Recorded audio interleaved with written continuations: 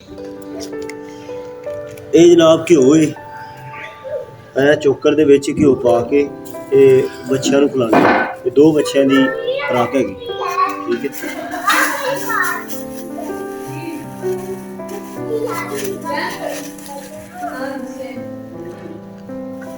ਪਹਿਲੇ ਆਪਾਂ ਸੁੱਟਾਂਗੇ ਚੋਕਰ,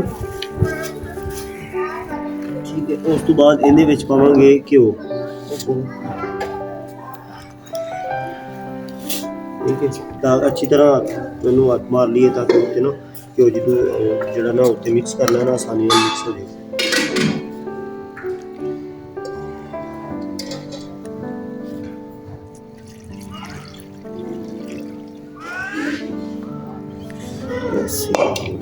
ठीक है, फ्रैश होता घ्यो।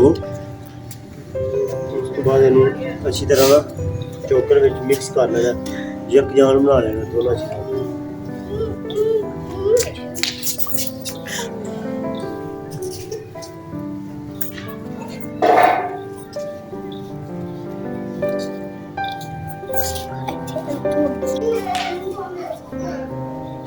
हाँ, चोकर दे विच इहनूं अच्छी तरह मिक्स कर लेना। इहदा बेनीफिट ये है कि जिहड़ा ना इहदे नाल एक तां बच्चे मोटे हो जाते हैं, ठीक है। दूसरा ये 1 दिन देना है और दूसरे दिन नागा करना है, ठीक है। रूटीन नाल 3 तो 4 किलो खिला दो इन्हां सर्दियों दे विच ते बच्चे इंशाअल्लाह तुहाडे मोटे हो जाएंगे, ठीक है। ਅਸੀਂ ਆ ਗਏ ਹਾਂ ਵੇਲੀ 'ਚ ਉਹ ਜਾਨਵਰਾਂ ਨੂੰ ਜਿਹੜਾ ਨਾ ਲਾਇਆ ਹੈਗਾ ਸੀ ਨਾ ਉਹਨੂੰ ਚੁੱਕੇ ਵਿੱਚ ਘਿਓ ਵਗੈਰਾ ਪਾ ਕੇ ਉਹ ਖਿਲਾਉਣ ਆ ਜਾਓ।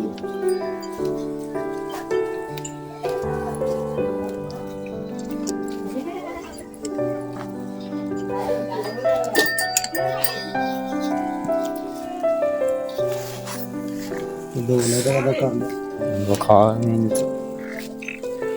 ਦੋ ਅਲੱਗ-ਅਲੱਗ ਕਰ ਲੈਣਾ ਦੋਨਾਂ ਜਗ੍ਹਾ ਤੇ।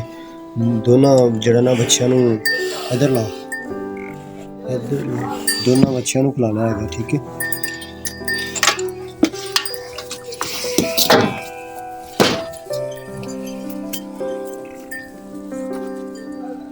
ਗਿਆ